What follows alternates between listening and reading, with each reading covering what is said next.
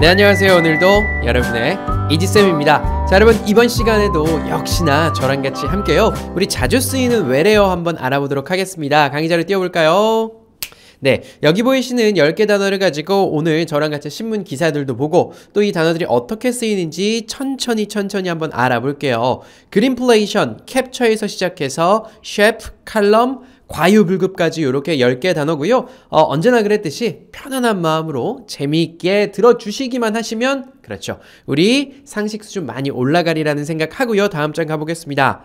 자, 첫 번째 배울 단어는요, greenflation이라고 해요. 제가 요렇게 여러분께 외래어에 대해서 강의를 하려고 하면서 뭐 신문도 찾아보고 여러 가지 뭐 백과사전이라든지 이런 것들을 좀 찾아봅니다. 그런데 최근에 greenflation이라고 하는 단어가 사람들이 많이 궁금해하는 단어로 올라와 있더라고요. 요거를 내가 영어를 조금 잘하는 사람이라고 생각을 해본다면 요걸 딱 보자마자 느낌이 딱 오시는 분들도 계실 거고요. 아니라면 제가 설명을 드릴게요. 우리가 보통 단어에서 green이라고 들어가는 게 요즘은 보통 어떤 의미로 쓰이느냐? 그렇죠. 초록 색깔 하면 자연 떠오르시죠? 친환경적인 무언가라고 쓸 때 green이라는 말을 많이 쓰고요. 뒤에 나와 있는 inflation은요, 이제 제가 가장 아랫줄에 보면 green 더하기 inflation이라고 써놨습니다. 이 inflation 같은 경우도 우리 외래어 시간에 배운 적이 있어요. 인플레이션은 뭐냐면 물가가 오르는 걸 의미합니다. 뭐 우리 생각해보면 예전에 짜장면 한 그릇에 얼마였죠? 500원 했던 시절도 있었나요? 1000원? 저 어릴 때 아이스크림이 50원 했던 적도 있어요. 근데 요새 아이스크림 보면요, 뭐 기본 가격, 소비자 가격 기준으로 1000원보다 싼 거 거의 찾을 수 없습니다. 몇십 년 새 아이스크림 가격은 20배가 올랐고요. 집 가격, 챗 가격, 마이크 가격, 음식 가격이요. 저 예전에 대학교 처음 입학했을 때 학교 앞에 이제 밥집들이 있었거든요. 그때 밥이 한 끼에 3,000원이었고 심지어 반찬들 무한 리필해 줬었습니다. 지금은 최소한 6,000원, 7,000원 됐을 것 같은데, 이렇게 물가가 오르는 현상을 인플레이션이라고 해요. 그래서 이 친환경적인 green이랑 인플레이션의 플레이션이 합쳐져서 그린플레이션이라는 단어가 만들어진 것이고요. 그 밑에 보면요, 친환경 정책에 따른 인플레이션이라고 써놨어요. 기사 이런 말 나옵니다. 친환경 경제의 역설, 그린플레이션이라고요. 그러니까 우리가 예전에는 물건을 생산하려고 하면 막 폐유, 그러니까 안 좋은 기름이라든지 안 좋은 물 같은 거 사실 강에다가 그냥 버리면 되지 않잖아요. 그냥 버렸었던 시절도 있었습니다. 그래서 환경이 오염됐고요. 저개발 국가들에서도 그런 식으로 발전을 했죠. 근데 이제 세계 선진국들 또 세계 주요국들이 모여서 우리 지구 환경을 보호하자. 그런 안 좋은 물이라든지 폐수 같은 거 버리는 것뿐만 아니라 공장에서 어떤 제품을 만들면서 나오는 매연, 특히나 탄소에 대해서 어느 정도 규제를 하자라고 해서 뭐 예를 들자면 자동차 만드는데, 철강 만드는데 어떤 나쁜 물질이 나온다고 생각해 보세요. 그 나쁜 물질이 나오니까 너희들 그만큼의 분담금을 내, 아니면 그걸 정화시켜서 밖으로 내놔라고 하니까 별도의 과정이 더 들어가게 되고, 그러면서 점점 더 제품의 가격들이 올라가게 되겠죠. 그게 바로 그린플레이션이고요. 밑에 나와 있죠. 탄소 중립 실천, 그린플레이션 불가피라고 되는 것도 나와 있고요. 미국 물가 상승률 31년 만에 최고래요. 그린플레이션의 글로벌 요동이라는 기사도 있습니다. 네, 이게 물론 그린플레이션 때문만은 아닙니다. 그죠? 전 세계에 코로나19를 극복하면서 수많은 정부에서 돈을 막 찍어서 사람들한테 막 풀었죠. 그렇다 보니까 실물 가격이 올라가는 것과 동시에 또 환경 분담금 같은 게 늘어나기 때문에 지금 미국이 31년 만에 물가 상승률이 가장 높다라고 해요. 그리고 마지막에는요, 에그플레이션, 그린플레이션, 세계 물가 쌍끌이 압박이래요. 네, 안 오르는 건 월급뿐이에요. 네, 월급뿐이고 과외 가격도 안 오른대요. 제가 학생 때 과외 했을 때 일주일에 2번, 그쵸, 2시간씩 내지는 1시간 반씩 2번 해서 한 달에 40만 원 내지는 50만 원을 받았었는데, 요즘도 과외 가격 그 정도밖에 안 한대요. 과외 값이랑. 네, 월급은 안 오르고 있는데 물가는 엄청나게 오르고 있죠. 여기 나와 있는 에그플레이션이라는 말은요, 요거 한번 들어보세요. 에그플레이션에서 에그는요, agriculture라고 하는 농업이라는 단어예요. 그리고 inflation이라는 단어가 합쳐졌습니다. 에그플레이션은 뭘까요? 네, 농업과 관련된 것들의 가격이 상승하는 거예요. 쌀값, 밀가루값, 설탕값, 소금값과 같이 소금은 농산물 아니죠? 네, 농산물 가격이 상승하면서 물가 상승이 일어나는 것을 에그플레이션이라고 하고요. 그리고 환경을 위해서 공기 정화도 하고 어쩔 수 없이 내보내는 오염물질에 세금을 매긴다든지 돈을 더 내게 하는 건 그린플레이션이다. 요것 때문에 세계의 물가가 점점 더 오르고 있다라고 알아두시면 되겠습니다. 다음 장이요.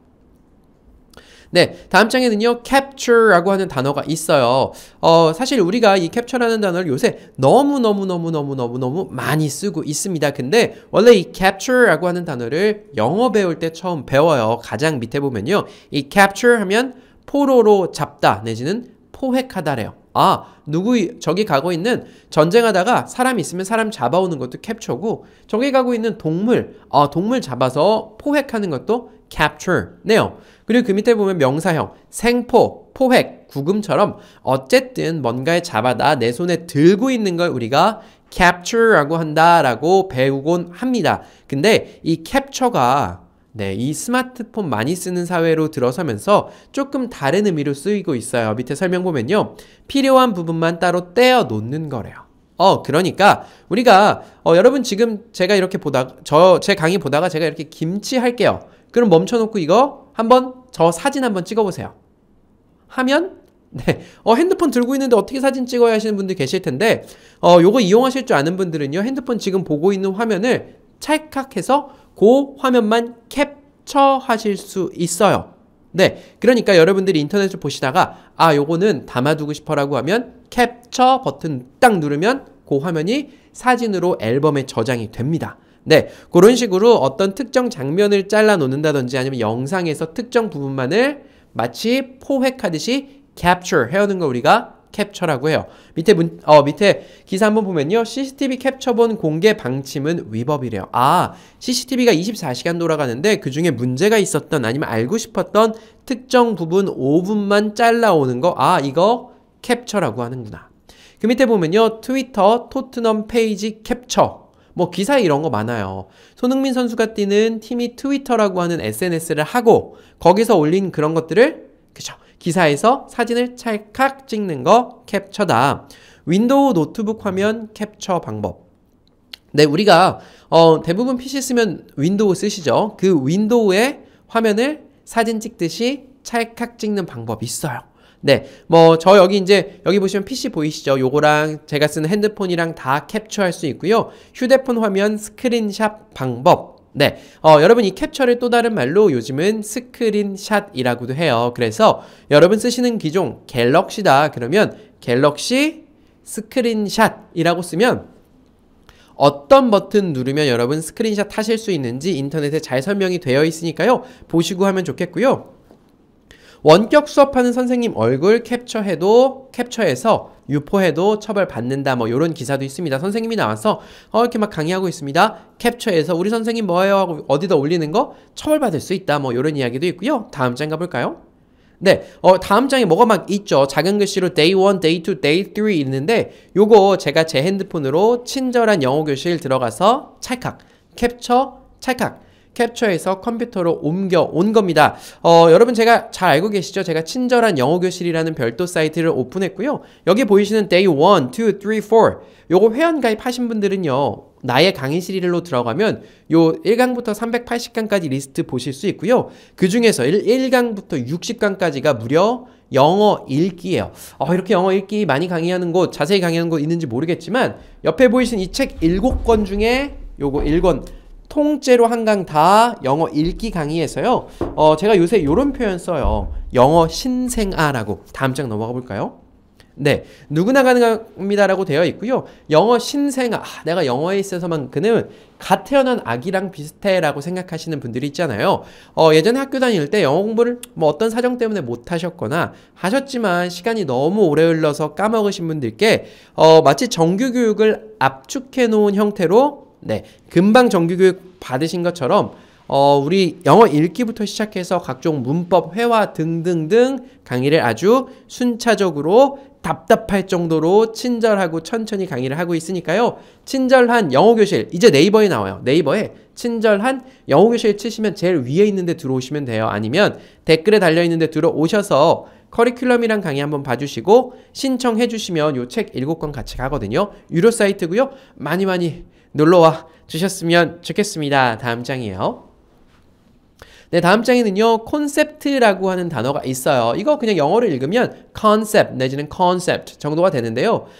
우리가 한국말로 쓸 때 보통 컨셉이라고 쓰는 경우가 많아요. 근데 이걸 이제 나라에서 정해놓기로 표준어는 콘셉트다 해서 콘셉트라고 제가 써놨고요. 이 컨셉이라고 하는 게 원래 영어 뜻은 어떤 거에 대한 개념이에요. 뭐 예를 들자면 제가 여러분께 영어 강의를 합니다.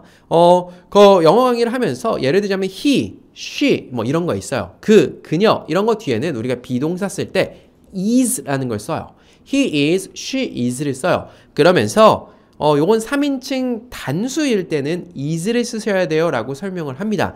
이 3인칭 단수의 컨셉이 뭐냐면요. 3인칭 단수의 개념이 뭐냐면요. 똑같은 거예요. 어떤 거에 대한 개념, 컨셉이라고 우리가 얘기를 하거든요. 3인칭 단수는 이제 나도 아니고 너도 아닌 걸 3인칭이라고 하죠. 나 1인칭, 너 2인칭, 저기 있는 사람 3인칭이에요. 단수라고 하는 건 그죠? 한 명 있는 거예요. 2명부터 둘, 셋, 넷 이렇게 올라가는 건 복수라고 합니다. 그죠? 3인칭 단수일 때는 is를 쓴다라고 이렇게 제가 3인칭 단수의 컨셉을 알려드리는 거예요. 그죠? 그런 걸 컨셉, 무언가 드러내려는 주된 생각이라고 제가 써놨어요. 개념이랑 비슷하죠? 그 밑에 보면요. 비대면 로맨스 컨셉트 신선해서 좋았대요. 비대면인데 로맨스야. 뭔가 만나지 않고 사랑을 나누는 그런 콘셉트의 드라마인가? 이렇게 생각해 주시면 좋을 것 같고요. 어떤 연예인이요. TV에서 과묵한 콘셉트를 잡고 있대요. 우리 보통 원래 콘셉트의 개념이랑 조금 달라졌죠. 그냥 어떤 척하는 거, 어떤 느낌으로 하는 걸 컨셉이라고 해요. 한번 더 볼까요? 어떤 카페가요, 한옥 콘셉트의 매장을 오픈했대요. 이러면 어떤 거예요? 카페는 카페인데 디자인이라든지 인테리어를 다 한옥처럼 했구나. 우리 지나가다 보면 한옥 카페들 있어요. 그 한옥 카페들은요, 한옥 컨셉으로 저렇게 장사를 하고 있는 거구나. 친절한 대학은요, 네, 친절한 대학은 늦은 배움을 응원합니다 라는 슬로건 아래, 그쵸, 천천히 급하지 않게 친절하게 이런 거 컨셉으로 가고 있는 거죠. 그 밑에 보면요, 우리랑 컨셉트가 전혀 안 맞아요. 40대 이상은 오지 말라는 노중년존. 네, 얼마 전에 그런 사건이 있었어요. 어떤 그 캠핑장이었는데요. 40대 이상은 오지 마세요라고 공지사항을 올렸다가 엄청나게 어쨌든 욕 먹었던 그런 캠핑장이 있었어요. 이게 이 노 중년존 내지는 노 실버존 요런 게 생겼는데 사실 몇 해 전에는 요런 걸로 홍역을 치렀던 적이 있었어요. 노 키즈존이라고요. 네, 노 키즈는 뭐예요? 아이들 오지 말라는 거예요. 요즘 같은 경우는 아이들 자체가 많이 줄었기 때문에 노 키즈존으로 문제되는 경우는 좀 없었던 것 같아요. 저 취업할 때 한 10년 전, 5년 전만 해도 노 키즈존에 대해서 어떻게 생각하느냐라는 질문들이 참 많았어요. 저는 개인적으로 그냥 사장님 자유라고 생각하거든요. 아이들이 와서 막 뛰어다니고 사고도 치고 다른 손님들한테 불편을 줄 것 같다고 생각하시는 사장님들은 아이들 매출 내가 포기할게 라고 해서 노키즈존 선언하는 거고요.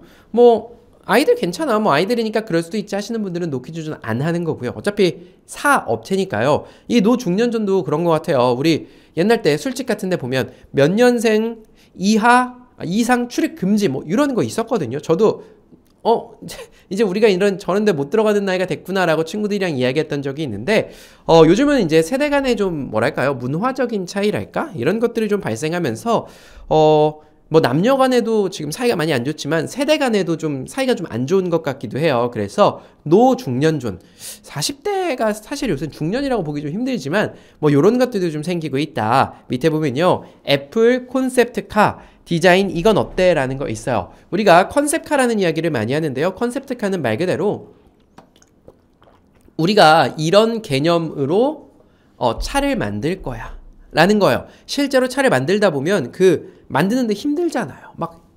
막 예쁘고 날렵한 거 다 만들고 싶겠죠. 근데 그거 이제 가공도 힘들고 찌그러지면 고치기도 힘들고 하니까 실제로 나올 땐 좀 안 예뻐지죠. 근데 전시회 같은 데 나올 때 있는 멋있는 그런 거 콘셉트카라고 이야기한다. 아, 어떤 컨셉, 개념이구나 느낌 잘 알아주시면 좋을 것 같고요. 다음 장입니다. 네, 다음 장에 나와 있는 단어는요, dynamic이라고 하는 단어예요. 이 dynamic 하면 어떤 게 먼저 떠오르세요?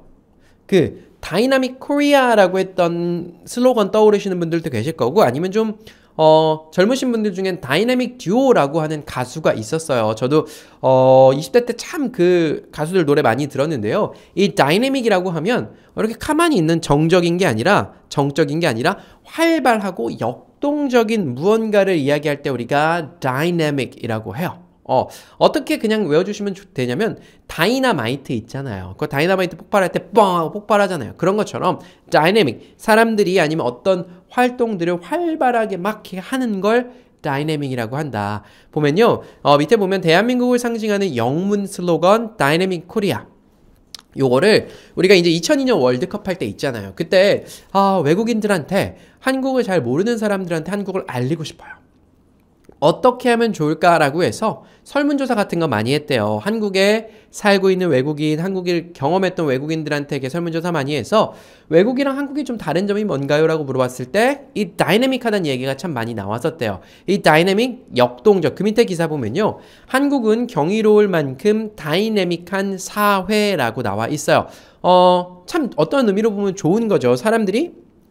우리나라 사람들이 외국 사람들에 비하면 표정은 정말로 다이나믹하지 않습니다. 외국 애들은 조금만 좋아도 하 하고, 서양 애들이요, 하 하고, 좀만 뭐 안 좋아도 막 그냥 하고, 좀 표정이 되게 다양하고, 제스처도, 저 얘기하는 것처럼 제스처 엄청 다양한데 우리나라 사람들은 좋아도 슬퍼도 해서 표정은 다이내믹하지는 않습니다. 근데 우리 사회가 변화하는 속도가 너무 빠르고 사람들이 새로운 것에 대해서 적응하는데 무서워하지 않아요. 뭐 예를 들자면 일본 같은 경우는요, 좀 오래됐잖아요. 그러다 보니까 그 일본 사람들은 신용카드를 안 쓰는 사람도 굉장히 많아요. 그냥 아직도 나이 드신 분들은 현금 쓰는 거예요. 그 변화 자체를 받아들이려고 하지 않습니다. 근데 우리나라는요, 그죠? 통신 엄청 잘 연결되어 있고 카카오톡 나오자마자 좀 있으니까 전 국민이 다 쓰고 있고, 지금 유튜브로요, 저랑 같이 이렇게, 그쵸? 영어 공부도 하고 계시는 거고, 친절한 영어 교실도 놀러 오고 계신 거고, 우리나라 사람들 정말 다이내믹하고, 젊은 친구들부터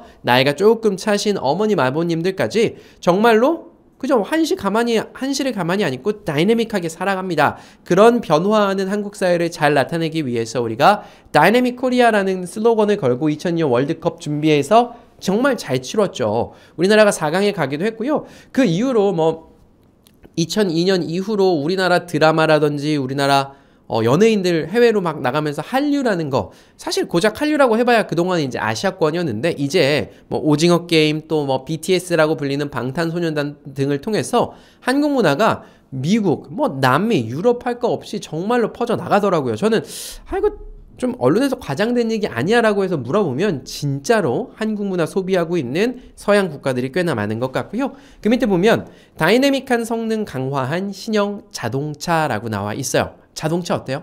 그죠? 뭔가 막 잘 움직이고 막 활발한 느낌이 나야 되겠죠. 그죠? 그런 자동차들 대부분 있고요. 아니면 반대로 사장님, 아버님 탓일 법한 아주 정숙하고 고요함을 강조하는 자동차들도 있겠죠. 프로야구 다이내믹한 순위 다툼이래요. 자, 문제 내볼게요. 다이내믹한 순위 다툼이면 1등, 2등, 3등, 4등 대부분 정해져서 끝날 날을 기다리는 게 다이내믹일까요? 아니죠. 한 게임 할 때마다 순위가 계속해서 역동적으로 바뀌는 걸 다이내믹하다고 할 것 같고요. 그 밑에 보면 다이내믹하고 풍성한 행사라는 표현들도 쓰고요. 정교하면서도 다이내믹하게, 그죠? 정교하게 하면서도, 그렇죠, 뭔가 활동적이고 활발하게 할 때 쓰는 말이 다이내믹이 되겠습니다. 다음 장 넘어가 볼게요. 다음 장이요. 네, 다음 장에는요, basic이라고 하는 단어가 나와 있어요. 요거 영어로 읽으면 보통 우리 한국말로는요, 베이직이라고 읽어요. 어떻게요? 베이직. 근데 영어로는 basic이라고 읽어요. 그리고 한국에서 정해놓은 이 basic이라는 단어의 표준 표현법은 베이식이에요. 좀 낯서시죠? 그래서 basic으로 알고 계셔도 되고 basic으로 알고 계셔도 되지만 실제 영어 발음은 basic이라고 알고 계시면 더 좋고요. basic이란 단어는요, 기초적인, 기본적인 이란 뜻이에요. 그 밑에 볼게요. 베이직 컬러에도 유행은 있다요. 베이직 컬러라고 하면 뭐가 있을까요? 색은 색인데 뭐 예를 들자면 이거 한번 보겠습니다. 여기 보면요. 뭐 어떤 색이 있을까요? 우리가 베이직 컬러라고 하면 이런 초록색 같은 거 베이직? 저는 약간 베이직 컬러라고 하기는 좀 힘들 것 같아요. 옷 입는 데 있어서만은요. 우리가 색상에서 베이직 컬러라고 하면 보통 R, G, B 꼽습니다. R, red, G, green, B, blue 에서 이 세 가지 초록, 빨강, 파랑이 있으면 거의 모든 색상을 다 만들어낼 수 있어요. 여러분들이 보고 계신 지금 핸드폰 그리고 여러분들이 보고 계신 TV는요. 이 RGB 빨강, 녹색, 파랑 이 세 가지 색으로 만들어낸 조합을 보고 계신 거예요. 실제로 그렇게 이제 세 가지 색깔로 구현을 하는데 3원색이라고 우리가 얘기하죠. 그래서 색에 있어서 베이직은 그렇게 되는 거고요. 근데 우리 옷에 있어서 베이직이라고 하면 뭐예요? 기초적인 색깔들? 검정, 또 뭐 흰색, 뭐 곤색, 회색 뭐 이런 색깔들 있죠. 그래서 베이직 컬러에도 패션에서 유행은 있다. 이런 표현 아니면 휴대폰 베이직 요금제라고 하면요. 우리 휴대폰 사러 가면 막 이런 거 하잖아요. 이거 휴대폰이요. 원래 100만 원인데요. 요금제 비싼 거 쓰시면 70만 원까지 할인돼요. 근데 요금제 베이직 요금제 있잖아요. 뭐 5천 원짜리, 6천 원짜리 쓰시면 100만 원 내셔야 돼요. 그죠? 베이직 요금제라고 하면 뭐 통화만 되는 뭐 5,000원, 6,000원짜리 가장 기초적인 요금제 뭐 OTT라고 써놨는데요. 우리 OTT라고 하면 보통 그런 거 얘기하는 거죠. 저기 넷플릭스라든지 또 우리 뭐 뭐가 있을까요? 제가 보고 있는 뭐 티빙, 웨이브 이런 언제든 우리가 원할 때 TV 다시 보기 같은 거 볼 수 있는 그런 프로그램들 OTT라고 하죠. 베이직 요금제 하면 제일 싼 요금제, 기초적인 요금제. Basic English Course라고 하면 뭐가 될까요? 네, 영어 기초 과정 이야기하는 거예요. 그죠? 기초적인 거. 베이직한 발열 여성 티셔츠라는 표현들도 쓴데 이거 뭡니까? 그냥 누구나 입을 수 있는, 언제나 입을 수 있는 이런 것들 이야기하는 거고요. 여성 필수품 Basic Item List라고 되어 있습니다. 네, Basic Item List 누구나 가지고 있어야 하는 기초적인 거. 뭐 여성이라고 하면 그런 거 있잖아요. 우리 여기 팩트라고 합니까? 그죠? 이렇게 얼굴에 칠하는 거, 또 여성 같은 경우 뭐 고데기라든지 이런 것들이 이야기할 수 있겠고요. 마지막 문장은요. Grammar Gateway Basic이라고 하는 책이에요. 책 이거. 네, 제가 Basic이라고 책 검색해보니까 Grammar 하면 문법이고요. Gateway 이거 회사 이름이고 Basic 하면 기초적인 거 가르치는 걸 Basic이라고 한다. 이 정도 알아두시면 좋겠고요. 다음 장입니다. 네, 다음 장에는요. Working Holiday라고 하는 단어가 나와 있어요. Working 하면 일하는 거고요. Holiday는요. 휴일이나 방학 같은 거예요. 자, 일하는 거랑 휴일이랑 방학이 어떻게 어울리길래 사람들이 이런 워킹 홀리데이라는 말을 쓸까라고 생각하실 수 있는데요. 이런 거예요. 우리가 이 워킹 홀리데이라는 거는요. 줄여서 젊은 친구들이 홀이라고 이야기하기도 해요. 그러니까 지금 우리나라랑 23개 국가가 체결이 되어 있는데요. 그 나라에 놀러 가서 여행 가서 잠시 동안 일할 수 있는 비자를 말합니다. 다시 한번요. 우리가 보통 다른 나라에 가서 우리나라 이제 여권이 있으면 우리나라 여권이 진짜 좋은 여권이에요. 전 세계에서 2등입니다. 2등. 2등으로 비자를 안 받고 다른 나라에 많이 갈 수 있는 거예요. 그러니까 예를 들자면 나 태국 여행 가고 싶어 태국 갑니다. 나 독일 가고 싶어 독일 갑니다. 미국 가고 싶어 미국 그냥 갑니다.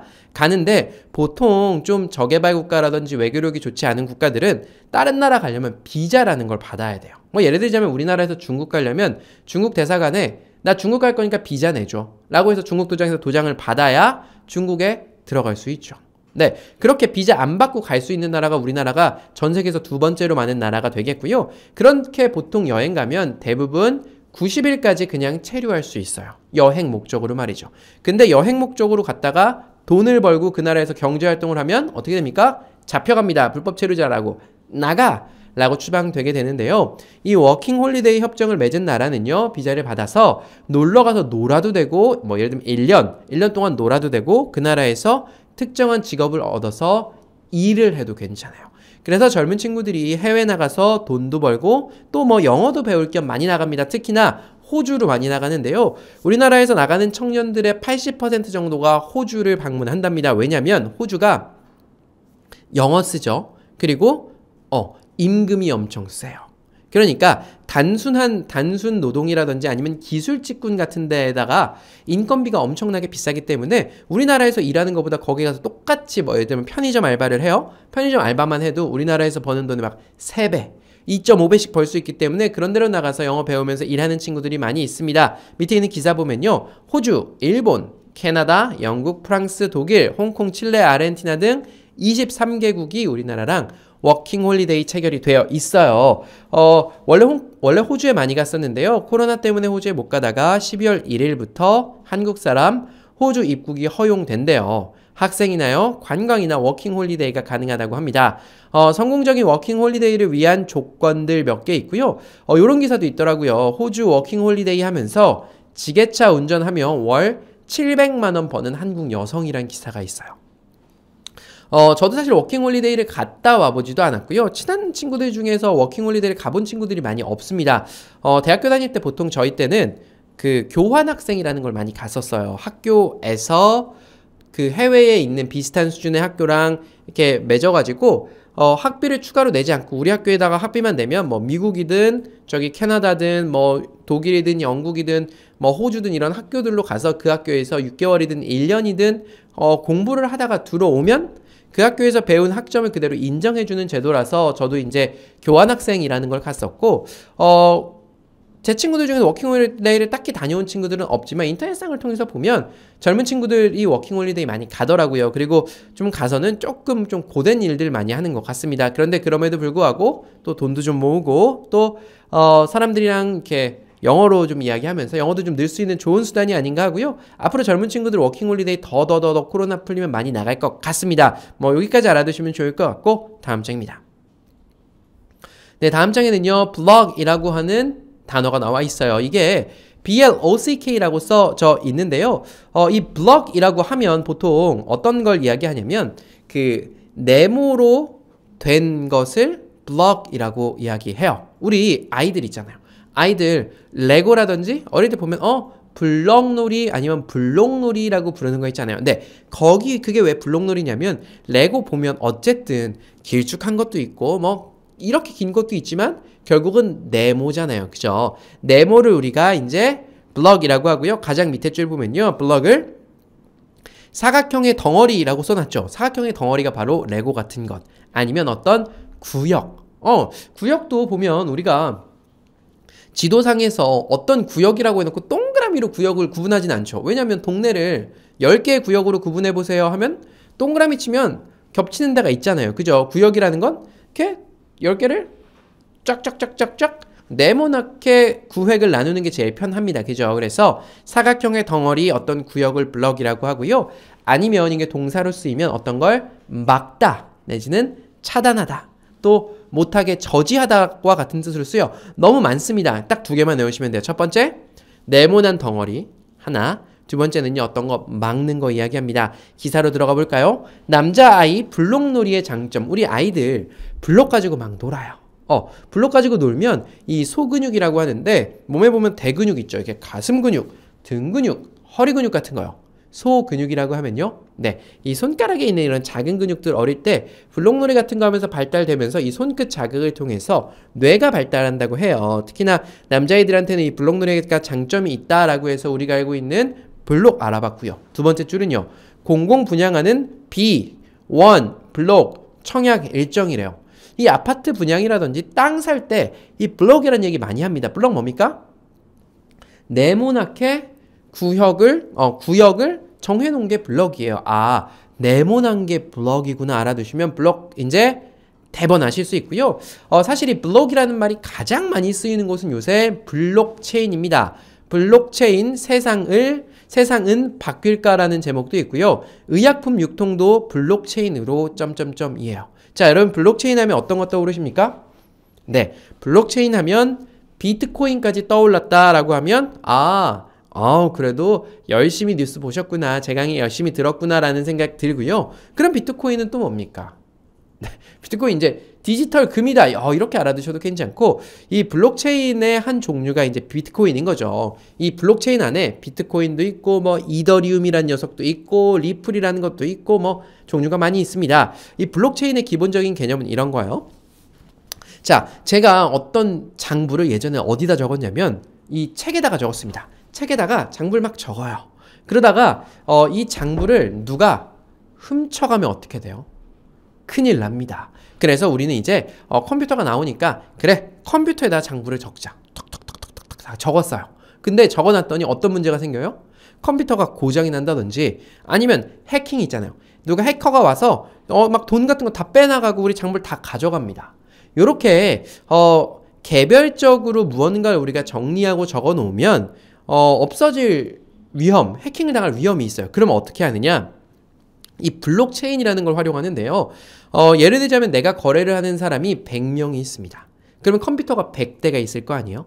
그 100대에다가 장부를 다 기록하는 거예요. 모든 기록을 예를 들자면 1번이랑 5번이랑 거래를 했어요. 1번, 5번 거래했다라는 걸 1번부터 100번까지 컴퓨터에 다 장부를 기입하는 겁니다. 거래가 되는 순간 장부를 다 기입하는 거예요. 1번 컴퓨터를 해킹하려면 1번부터 100번까지 컴퓨터를 다 해킹해야 되게 서로 보완해주고 서로 모든 거래를 하게 하는 거예요. 그게 이제 비트코인의 기본 원리인 겁니다. 그래서 내가 100만 원어치 비트코인을 어딘가에서 사잖아요. 그러면 전 세계에 있는 비트코인 모든 그 거래 기록에 다 남겨집니다. 남겨지게 되어 있어요. 그러니까 이게 보안성 측면에서 뛰어나다라고 돼 있어 뭐 의약품 유통이라든지 뭐 유통 분야에도 쓰인다라고 되어 있고요.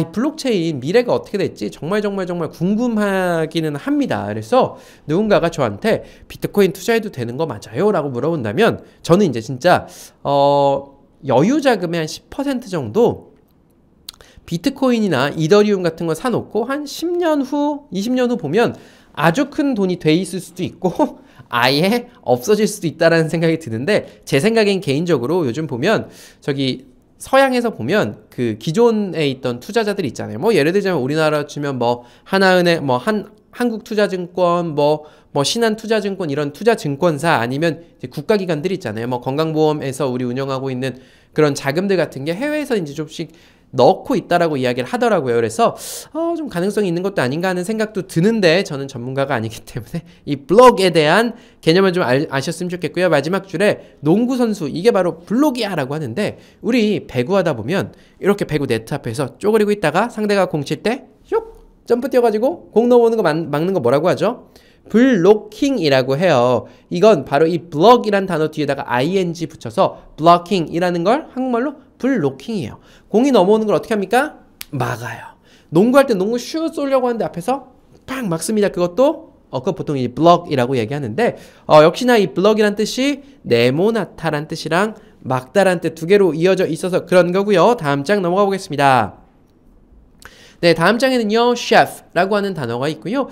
우리 셰프라고 하면 그냥 요리사 내지는 특히 주방장이라고 제가 써놨는데, 우리 한동안 TV에 요리사 여러분들이 참 많이 나왔었어요. 뭐, 누구 셰프라고 해서, 사실 이 셰프라는 말이 우리나라에서 뭐 많이 안 쓰였죠. 주방장, 뭐, 우리 그랬잖아요.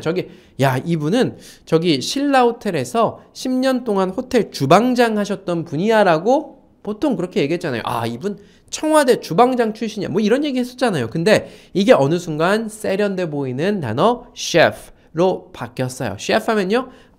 요리사, 대빵.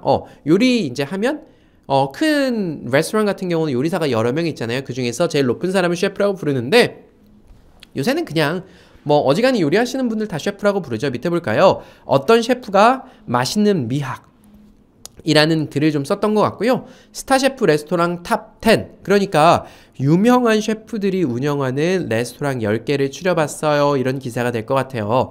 조리병. 나는 대한민국 국군 셰프다. 그렇죠. 유명한 레스토랑에서 운영하는 사람들도 셰프가 되겠지만 조리병 하면요. 365일 병사들과 간부들의 밥을 짓잖아요. 셰프라고 부를 수 있고요. 미슐랭 셰프도 뛰어든다. 4조 원 버거 시장 각축전이란 단어가 있어요. 미슐랭 셰프는 뭘까요? 네, 우리 여기서 외래어 보면서 미슐랭이라는 단어도 봤던 적이 있습니다. 이 미슐랭이라는 거 원래는 뭐죠? 타이어 회사예요. 타이어 회사에서 우리 타이어 많이 쓰세요 라는 의미에서 전국 각지의 맛집들을 프랑스였을 거예요. 프랑스에서 찾아가지고 별점을 줬었는데 이게 너무 유명해져가지고 타이어보다 더 유명해진 거죠. 그래서 뭐 유럽으로 넓혔다가 이제 전 세계로 해서 우리나라에도 이제 미슐랭 스타, 별점 받은 곳에 있는 셰프라고 하는 거죠. 미슐랭 별점을 받은 식당을 운영하는 그 요리사가 뛰어든답니다. 어디요? 4조 원 버거 시장. 햄버거가 그렇게나 많이 팔리나 봐요. 그죠?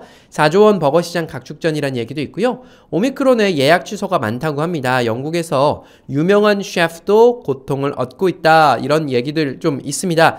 자영업자분들 좀 힘내셨으면 좋겠어요. 우리 다시 이 오미크론 확산 때문에 요즘 뭐 난리도 아니죠. 제가 지난주 금요일날 저도 이제 그 3차 접종했어요. 3차는 아니고 저는 정확히 따지면 2차거든요. 제가 처음에 얀센 맞았습니다. 백신 막 못 구하던 시절에 그 군 전역자들에 대해서 얀센이라는 백신 한 방에 끝나는 백신 맞춰준다고 해서 고민하다가 아휴 맞자. 괜히 코로나 걸려서 영어 강의 못하느니 맞자 그래서 맞았었는데 그때 그냥 별로 안 아팠거든요. 이번에는 이제 모더나를 부스터샷 맞은 거죠. 맞았었는데 팔이 너무 아팠어요. 팔이 너무 아파서 아직까지 좀 아파가지고 왼쪽으로 못 누워서 자요. 근데 뭐 열나거나 그런 건 없었고요. 그래서 이제 저 부스터샷까지 맞았습니다. 다음 장 가볼게요. 자, 다음 장 보면은요, 칼럼이라고 하는 단어가 있고요. 요 칼럼 끝나고 과유불급이라고 하는 마지막 사자성어까지 한번 달아보도록 하겠습니다. 칼럼은요, 우리 보통 어디 나옵니까? 신문이나 잡지 같은 데다가, 사전에 보면 이렇게 나와 있어요. 촌평하는 난. 그죠? 우리 잘 안 쓰는 말인데, 그냥 본인의 의견을 조금 더 실어서, 예를 들자면 우리가 신문에다가 기사를 실습니다. 서울 어떤 지역에 폭설이 내려서 피해가 얼만큼 있었어요. 아니면 서울 어디에 뭐 불이 났습니다. 또 뭐 사회면에서 뭐 대학교 수능을 봤는데 만점자가 몇 명 나왔어요. 라는 사실들을 전하는 기사들이 있고요. 그게 아니라 사실을 기반으로 해서 어떤 의견들을 내는 게 있죠. 뭐 칼럼이라든지 논설 같은 거, 뭐 사설, 논평 등의 이름을 달고 그거를 바로 영어로 칼럼이라고 하고요. 꽤나 많은 칼럼이란 단어가 쓰이고 있습니다. 밑에 보면요. 팀장 칼럼, 거기 회사에서 팀장님이 쓰셨나봐요. 7번의 수능 출제 오류. 수능을 열심히 출제를 했는데 오류가 이번에도 또 있었다고 하죠. 뭐 생물 어디였나. 그래서 모두 만점 처리가 된다고 하는데 이게 이런 일은 벌어지면 안 될 것 같습니다. 왜냐하면 학생들이 그 문제에서 답을 못 골라서 막 오래 시간을 쓸 수도 있잖아요. 그죠? 그 밑에요. 특파원 칼럼. 미중 치킨 게임. 자, 특파원이면 해외에 나가 있는 기자를 이야기하는 거고요. 미국이랑 중국이 치킨 게임 한답니다. 치킨 게임 뭡니까? 치킨 가지고 짱짱 막 치킨 던지고 이런 거 아니고 치킨 게임이라고 하면은 누가 먼저 죽을지 모르는 그 출혈 경쟁이라고 보시면 돼요. 뭐 이런 거죠. 예전에 반도체, 지금 메모리 반도체라고 하면 우리가 이제 사진 찍으면 핸드폰에 저장되잖아요.